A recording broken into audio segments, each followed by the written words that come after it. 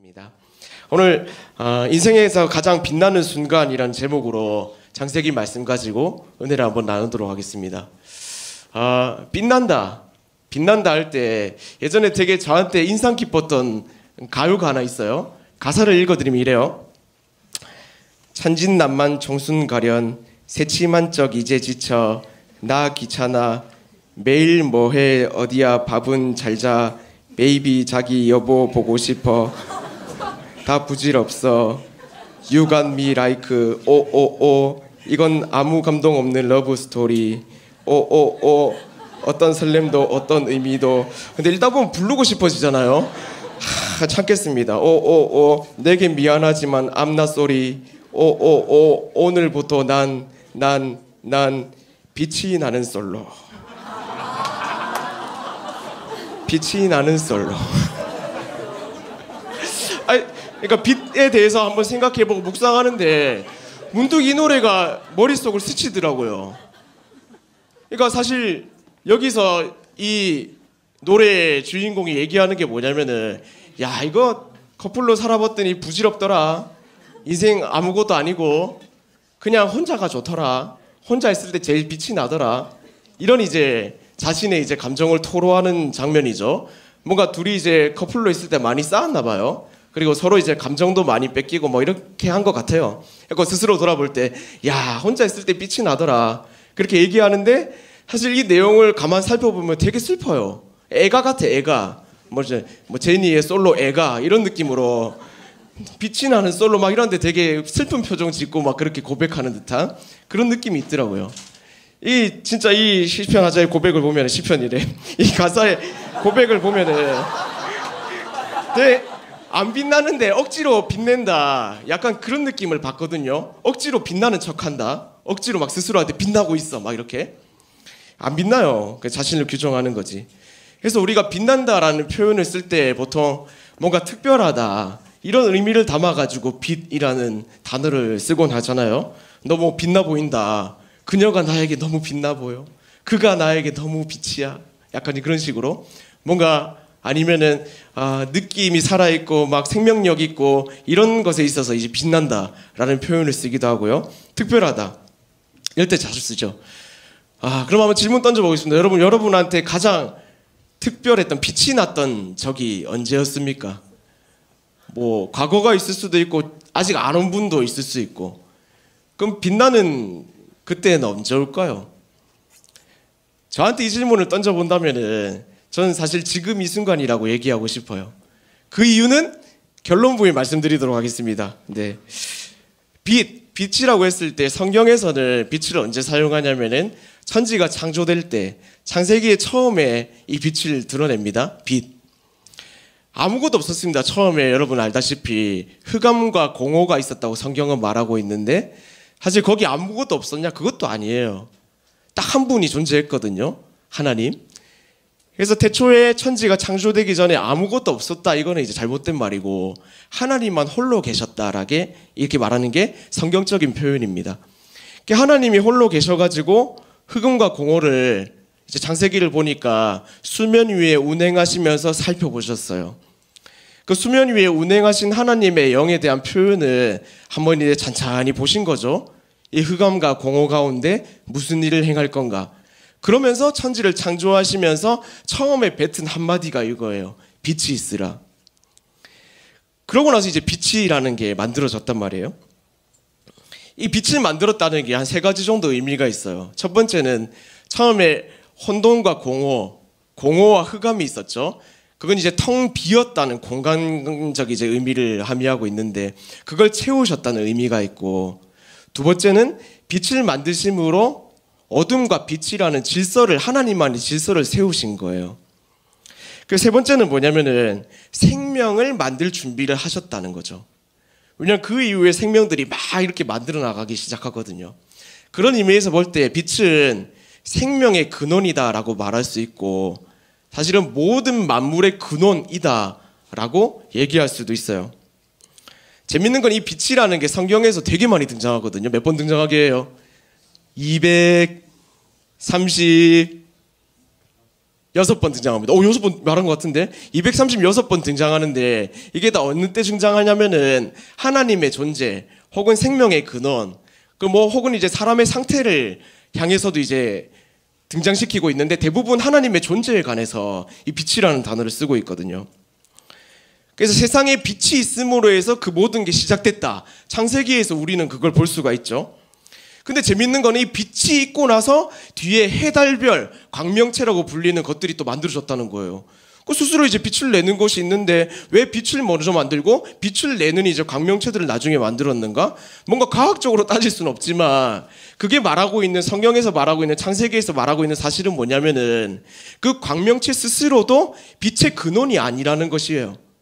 빛의 근원이 누군가 있을 때 하나님만이 빛의 근원이다. 이걸 분명히 말하고 있는 게 빛이 있으라라는 창세기의 표현이거든요. 근데 이제 재밌는 건 뭐냐면은 이 빛을 만드시면서 빛에 반대되는 게 뭐죠? 어둠이 있죠. 당시에 만들어질 때도 흑암과 공허가 있었습니다. 빛을 만들면서 어둠을 몰아냈냐? 그것도 아니에요. 창세기 1장 4절에 보면 이런 표현이 나와요. 제가 읽을게요. 빛이 하나님이 보시기에 좋았더라. 하나님이 빛과 어둠을 나누사. 그러니까 어둠을 없앤 게 아니라 빛을 만드시고 어둠이랑 빛을 구분하셨어요. 나누셨어요. 단지 분리를 통해서 빛이다, 어둠이다 이제 구분을 하신 거죠. 근데 사실 이 어둠이 왜 구분되었는지, 분리되었는지, 왜 없애셨는지 이 이유에 대해서는 우리가 알 수가 없어요. 왜냐면 창세기에 안 나오거든요. 성경 전체 찾아봐도 안 나와요. 내가 그래서 나눴어 라고요. 그러니까 얼마만큼 비중을 뒀는지도 사실 우리는 찾기 어려워요. 근데 거기서 우리가 알 수 있는 게 뭐냐면은 빛과 어둠 이 자체도 하나님이 주관하시는 것이고 그 질서를 세우셨을 뿐만 아니라 하나님 보시기에 빛이 보기 좋았더라. 이게 우리가 좀 주목해야 될 포인트거든요. 하나님 모든 것을 주관하신다. 그리고 빛이 하나님이 보시기에 좋았더라. 이건 되게 우리가 살아가는데 중요한 포인트라 생각돼요. 왜냐면 우리가 세상을 보통 이제 얘기할 때 어둠의 세상 이렇게 얘기하잖아요. 어둠의 세상, 저 타락한 세상. 살아가는 세상에도 빛과 어둠이 존재한단 말이에요. 여러분은 어느 쪽에 좀 비중을 두고 살아갑니까? 세상입니까? 예, 하나님입니까? 뭐 교회 오면 교회 비중 많이 두고 맞죠? 이제 내일부터 시작되면 세상에 비중 많이 둘 수밖에 물리적으로 그런 삶을 살 거고 내면에서도 항상 싸움이 있을 거고요. 수련회 갔다 와서 이제 충만하니까 하루 정도는 막 빛과 하나님한테 거해. 그래 다음 날부터 막 힘들어 막 삭신이 다 쑤시고 진짜 웃긴 게 뭔지 아세요 여러분? 우리 마지막 날에 했잖아요. 이거 셀레브레이션 했잖아요. 근데 보면서 너무 웃긴 게 서로 놀라고 있어. 앞에 찬양팀도 오 왜 그러지 하고 있고 밑에서도 오 내가 왜 이러지 하고 있고 옆에서도 오 왜 그러지 하고 있고. 더 재밌는 건 뭐냐면 다음 날 다들 공통적인 고백이 뭐냐면은 뭐 온몸이 쑤셔. 근데 왜 쑤신지 모르겠대. 알고 보니까 여기 흔들하고 여기 쑤시고 양쪽 흔들하고 양쪽 쑤시고 막 그렇다 하더라고요. 되게 재밌었어요. 어쨌든 수련회 때 이제 은혜를 받고 또 받은 이후에 또 삶을 살아갈 때에 그쪽에다 이제 비중을 두고 또 시간이 지나면 세상에다 비중을 두고 항상 우리는 이렇게 왔다 갔다 하잖아요. 그러면은 우리가 이렇게 영향을 받으면서 어떨 때는 빛을 거하고 어떨 때는 어둠을 거하는데 우리 스스로를 한번 생각해 보면은 우리는 존재론적으로 빛일까요? 어둠일까요? 어둠일까요? 빛일까요? 빛의 자녀일까요? 어둠의 자녀일까요? 헷갈리죠? 마태복음에 보면은 예수님이 딱 정의를 해주고 있어요. 마태복음 5장인데 5장 14절을 우리 다 같이 한번 읽어볼까요? 너희는 시작. 너희는 세상의 빛이라 산 위에 있는 동네가 숨겨지지 못할 것이요. 15절도 같이 한번 읽어볼게요.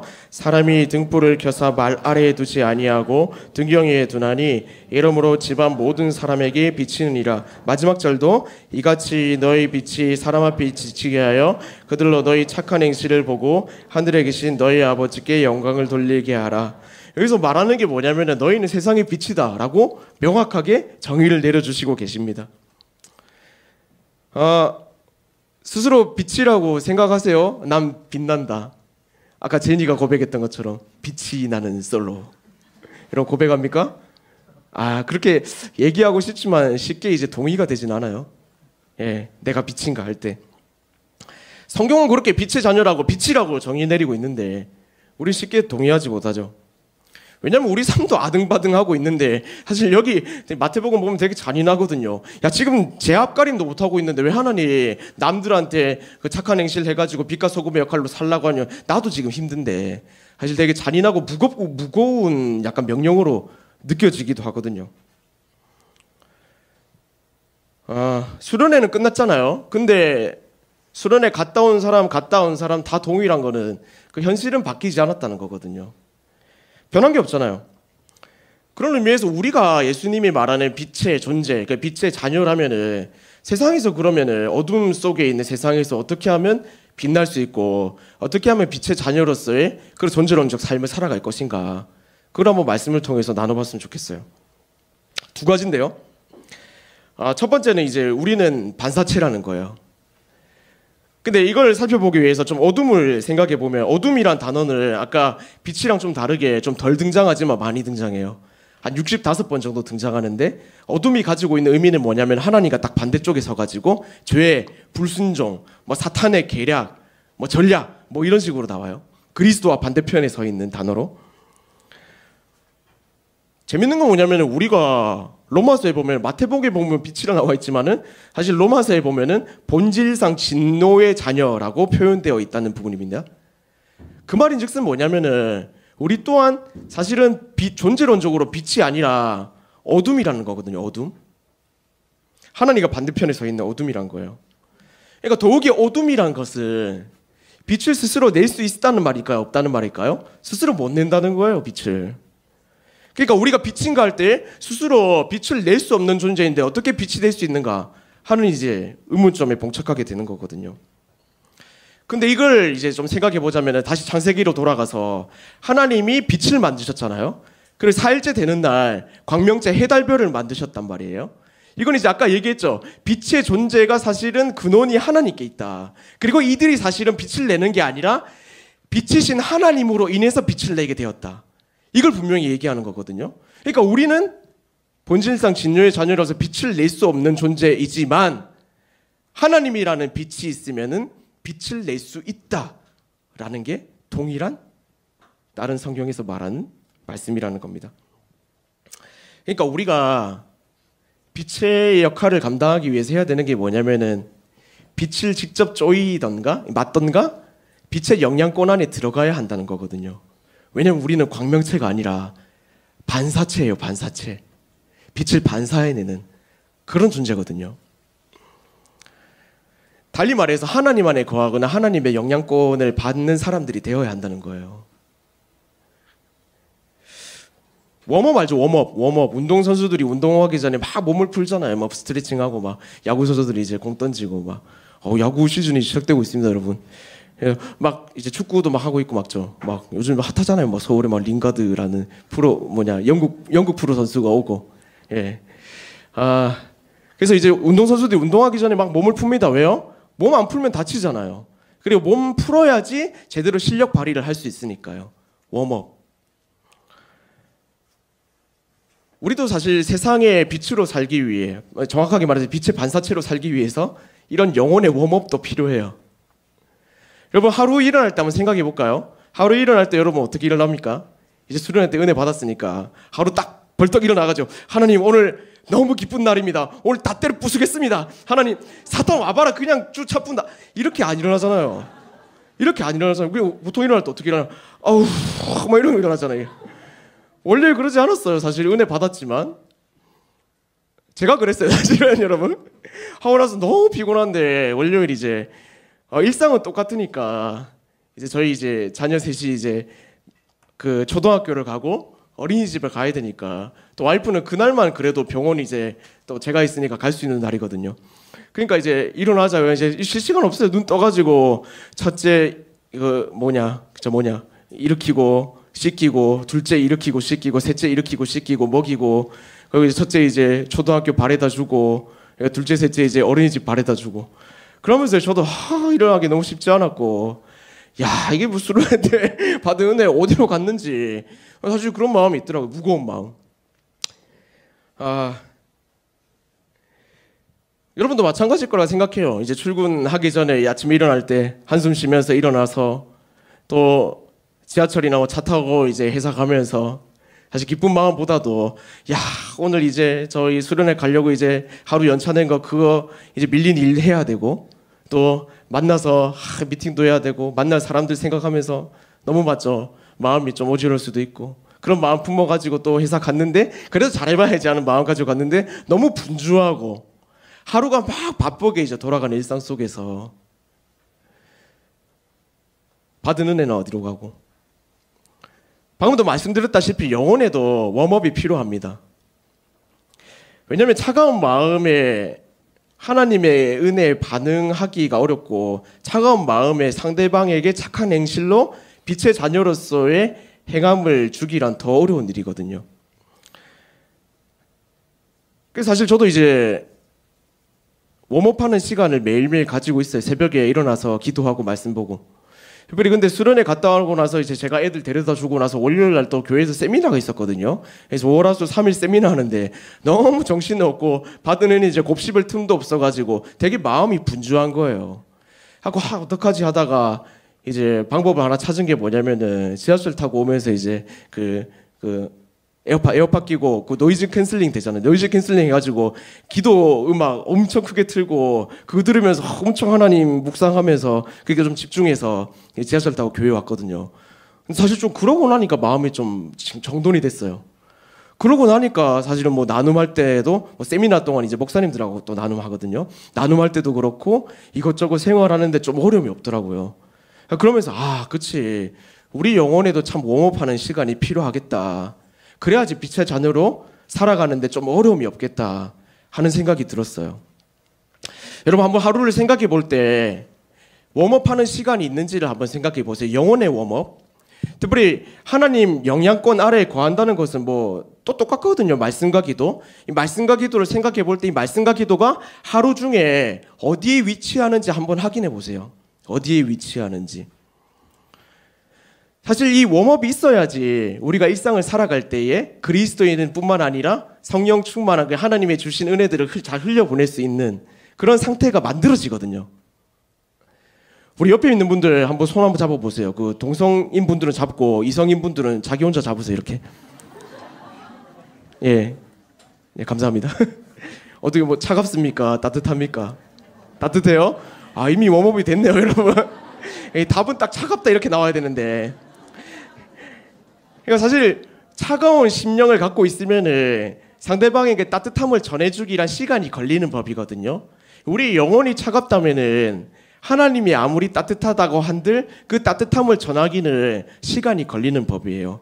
하물며 기도와 말씀으로 하나님 영향권 안에 있지 않다면은 우리가 빛의 반사체로서 어떻게 빛을 전달해 갈 수가 있냐 하는 거죠. 그래서 사랑하는 여러분, 정말 우리가 기억해야 될 건 이거 하나예요. 우리는 반사체다, 반사체다. 그리고 빛을 전달해 나가기 위해서는 그의 빛의 영향을 받아야지만이 빛을 전달할 수 있다. 그래서 여러분 기도와 말씀 생활 잘 하시지만은 하루 동안에 기도의 말씀, 기도와 말씀이 어느 위치에 있으며 내 영혼이 과연 웜업되고 있는가, 따뜻하게 데워지고 있는가, 그걸 확인하십시오.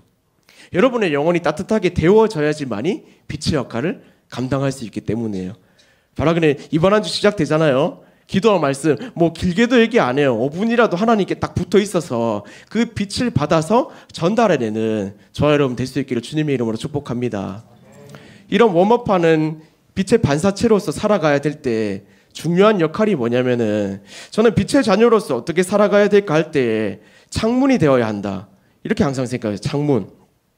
창문이라는 예전에 이제 컨티넨탈 싱어즈라는 그 노래 잘하시는 분들이 이제 CCM 팀이 있었거든요. 그 창문이라는 찬양이 있는데 가사가 이래요. 가사가 진짜 좋습니다. 어둠의 사람과 주님 사이 한 벽이 서 있네. 사단의 거짓으로 세워진 벽. 그러나 하나님의 사랑은 어둠을 물리치네. 우리가 그 벽에 창문이 될 때 우린 창문 우리를 열어 우린 창문 우리를 통해 세상에 예수를 보내 우리를 부르셨네. 우린 창문 우리를 열어 그 사랑 세상에 전해 그의 빛을 밝게 비추리. 우린 창문 세상을 향한, 이런 이제 가사 내용을 담고 있는데 방금도 말씀드렸다시피 우리는 스스로 이제 빛을 낼 수는 없지만 빛을 반사할 수 있고 빛을 전달해 낼 수가 있거든요. 빛의 역할을 해야 되는 게 아니라 빛의 성질을 전달해 내가는 게 우리 역할이라는 겁니다. 빛의 특징이 뭡니까? 어둠을 밝히고요. 그다음 빛이라면 어때요? 따뜻하죠. 만약 여러분이 햇살 좋은 이제 통창이 있는 그런 이제 펜션에 가가지고 햇살을 이제 창문의 반대편에 놓고 그 창문 앞에 서 있다고 생각해 보세요. 얼마나 따뜻하겠어요. 창문을 햇살이 투과돼서 따뜻함만 전해주지만 밖에 있는 창문과 여러 가지 이제 소리들을 많이 막아주잖아요. 그리스도인이 어떻게 빛의 자녀로 살까 했을 때 저는 이런 창문의 역할이 되어야 된다 생각해요. 수련회 때 우리가 마지막 날에 서로를 위해서 좀 기도해 주자고 했잖아요. 하고 제가 이제 빨리 일어나서 막 기도해 주러 찾아가라고. 다들 엉덩이를 안 뛰더라고요. 저도 사실 그랬을 것 같아요. 아무리 가라앉들 뭐 누구 기도해줘 지금 내 기도하기 바쁜데 그래도 있고 누굴 찾아가라고요 목사님 여기 나만 벌쭉벌쭉 쳐다보고 있고 자 그랬죠. 빨리 엉덩이 때리고 빨리 움직이라고. 그제서야 이제 움직이기 시작하는데 서로 기도해주고 또 서로끼리 기도해주고 그게 그렇게 좋았다 하대요. 저는 사실은 그게 너무 필요하다는 생각이 들었고 사실 그때밖에 서로를 위해서 기도해줄 수 있는 시간이 많이 없거든요. 그래가지고 좀 그 시간을 이제 누리도록 했는데 참 서로 이제 기도해주는 모습 보면서 참 제 마음이 따뜻했어요. 여러분도 따뜻함을 많이 느꼈을 거예요. 손 자체도 뜨겁기도 했고 이제 손 얹어주면 뜨겁기도 하니까 그 따뜻한 마음을 많이 느꼈을 거라 생각해요. 사실 근데 그게 창문의 역할이거든요. 하나님이 피조물을 만드셨어요. 피조물들에게 원하시는 건 뭐냐면 스스로가 자기 빛남을 막 자랑하고 스스로 빛나는 게 아니라 내가 빛이 됐으니 너희가 내 빛을 받아가지고 이 빛의 따뜻한 성질을 서로가 나누어라. 이게 사실은 하나님께서 피조물들에게 원하시는 방식이었거든요. 에베소서 한번 봤으면 좋겠네요. 에베소서 5장 8절에 뭐라고 말하냐면 이렇게 말해요. 너희가 전에는 어둠이더니 이제는 주 안의 빛이라. 빛의 자녀들처럼 행하라. 빛의 열매는 모든 착함과 의로움과 진실함에 있느니라.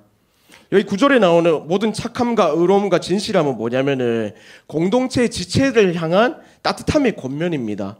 왜냐하면 에베소서가 교회론을 위해서 지어진 책이거든요.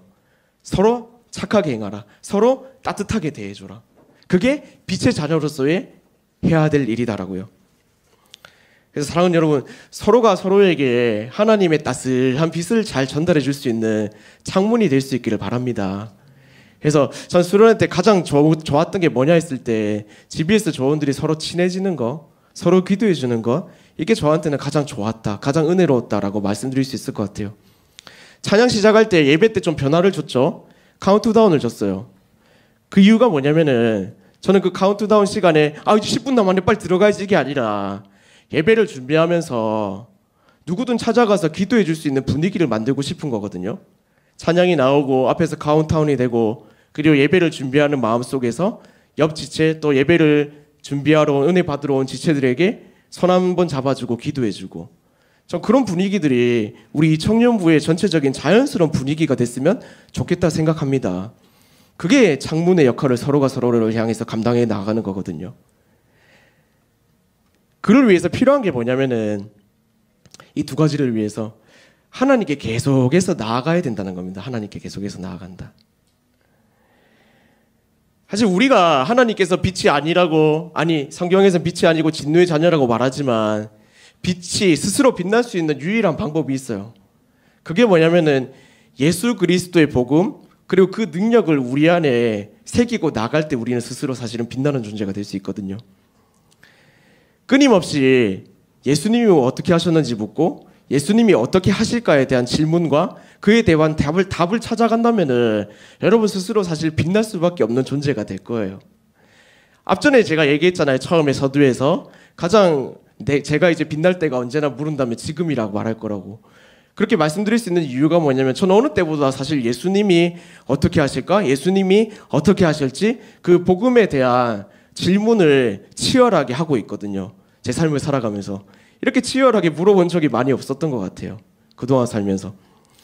그렇게 이제 예수님이 행하신 것 그리고 예수님이 행하실 것에 대한 고민과 질문을 던지면서 참 감사한 것은 저를 통해서 또 많은 분들이 이제 은혜를 경험하고 또 함께 이제 하나님께로 나아가고 그런 이제 일들이 계속해서 일어난다는 것.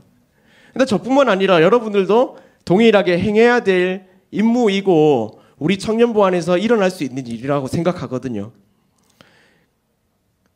아까 말씀드린 두 가지 꼭 기억했으면 좋겠습니다. 나는 광명체가 아니라 반사체이다. 그리고 어떻게 살 것인가 했을 때 창문, 밖에서 소음과 바람과 여러 가지 공격이 있을 때 내가 서서 그것들을 다 막아주고 하나님의 따스함만 상대방에게 전달해주는 그런 역할. 그게 바로 빛을 만드신 하나님 앞에 빛의 자녀로 행하는 것이고 그렇게 행할 때 하나님께서 보시기에 좋았더라 라고 평가하신다는 겁니다. 사랑하는 여러분, 내일부터 시작되는 일주일 속에서 빛의 자녀로 살아가십시오. 따뜻함을 전해주고 따뜻함을 함께 공유하고 이렇게 하나님께서 정말 빛이시다. 나는 내가 빛나는 걸 원하는 게 아니라 하나님이 빛이시란 사실을 전달해주기 원하고 이 따뜻함을 함께 공유해가고 싶다 라는 여러분의 상황과 또 이런 행함으로 통해서 하나님의 빛이 여러분의 가정과 직장에 잘 전달되어서 따뜻한 공동체 그리고 따뜻한 여러분의 지체들 그리고 여러분의 가정, 직장 그렇게 세워져 갈 수 있기를 주님의 이름으로 축복합니다.